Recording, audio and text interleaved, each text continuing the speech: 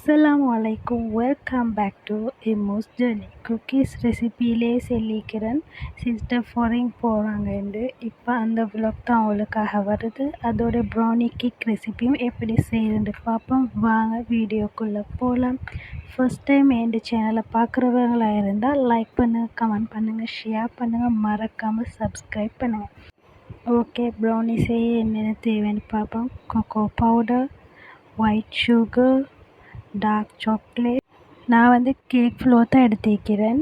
Okay, vanilla essence, baking powder, egg, salt, butter, brown sugar, இவ்வளோ தான் நான் எடுத்துக்கிறேன். நான் எவ்வளோ எடுத்துக்கிறேன்னு டிஸ்கிரிப்ஷனில் போட்டு நீங்கள் செக் பண்ணிக்கோங்க.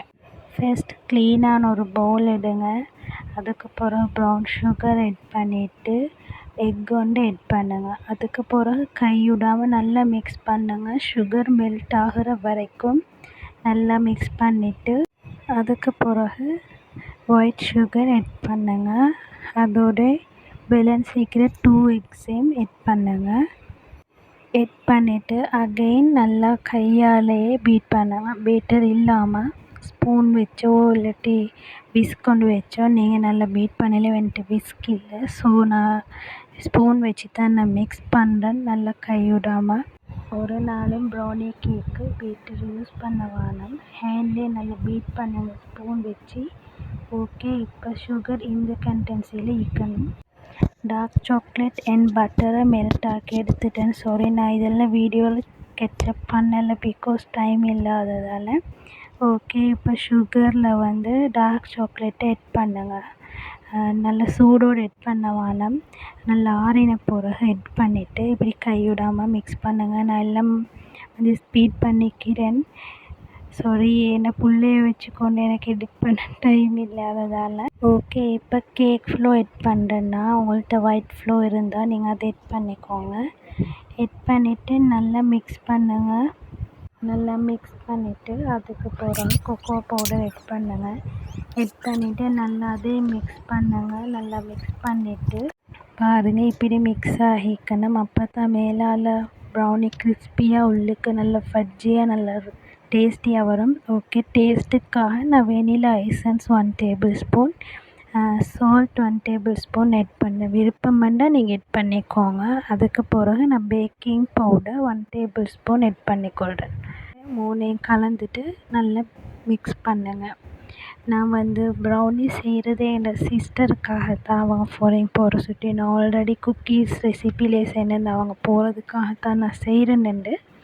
இந்த விலாக் கொஞ்சம் லேட்டாகிட்டு, கொஞ்சம் இல்லை நல்லா லேட்டாகிட்டுது. ஓகே, 30ல் நான் இப்போ பட்டர் ஷீட் போட்டு பட்டர் அப்ளை பண்ணிக்கிறேன். இப்போ ப்ரௌனி மிக்ஸையை நாங்கள் வந்து எட் பண்ணுவோம்.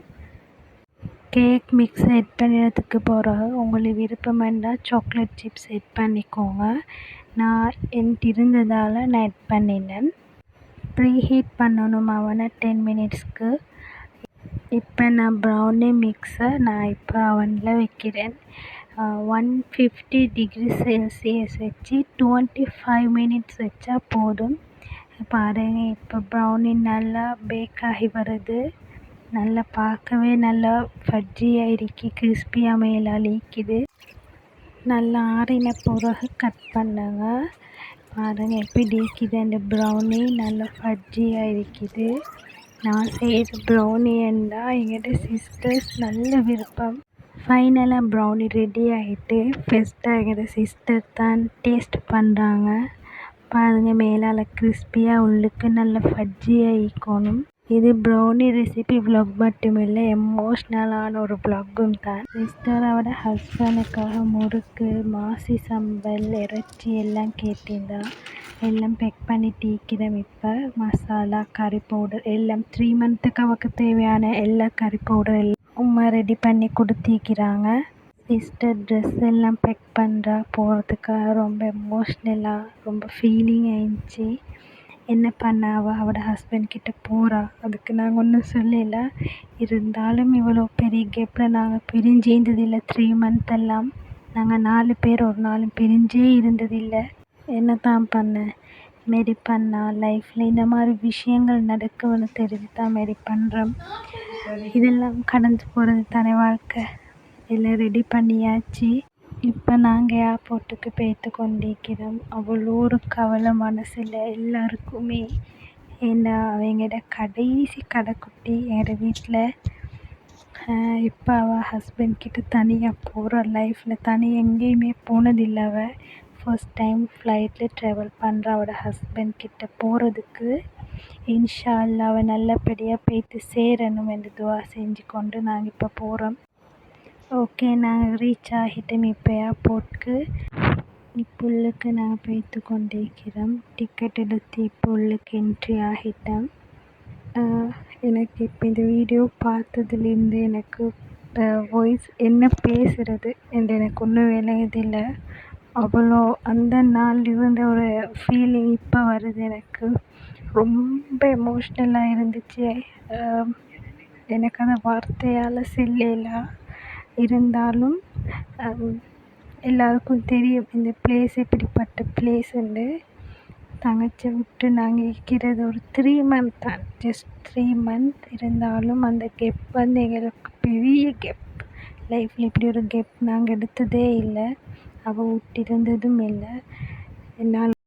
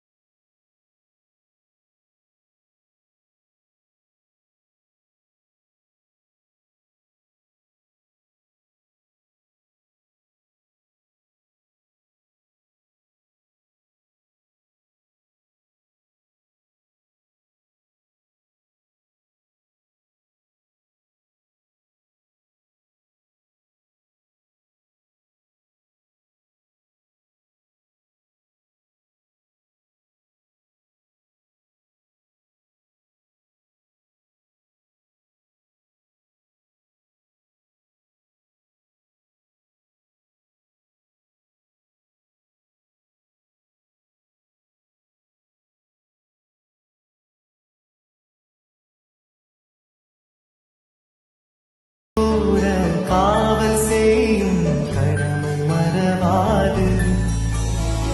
உலகமே இவளென இவன் வாழும் அழகை பாரடா. சாரி, எனக்கு உண்மைக்கும் பேச்சு வரல, என்ன பேசுகிறேன்னு தெரியாது. சுட்டுத்தான் எனக்கு தோணின ஒரு சாங்ஸ் 2 நான் போட்டேன். அவள் இப்போ உள்ளுக்கு என்ட்ரி ஆகிட்டா. இந்த வ்ளாக் வீடியோவை நான் எடிட் பண்ண நாள் கொஞ்சம் கூட.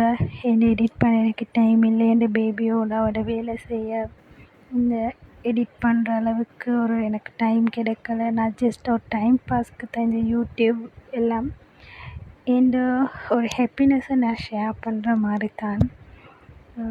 ஓகே, நான் இதோடு இந்த வ்ளாகை நான் முடிச்சுக்கொள்கிறேன். லைக் பண்ணுங்கள், கமெண்ட் பண்ணுங்கள், ஷேர் பண்ணுங்கள். மறக்காமல் சப்ஸ்கிரைப் பண்ணி அந்த பெல் ஐக்கானையும் தட்டிட்டு போங்க. இன்னொரு புதிய ஒரு ரெசிபியோ டே வ்ளாகையோ நான் எடுத்துகிட்டு வரேன். அலடக்காவ ஃபியாமானிலா. Thank you so much. பை பாய்.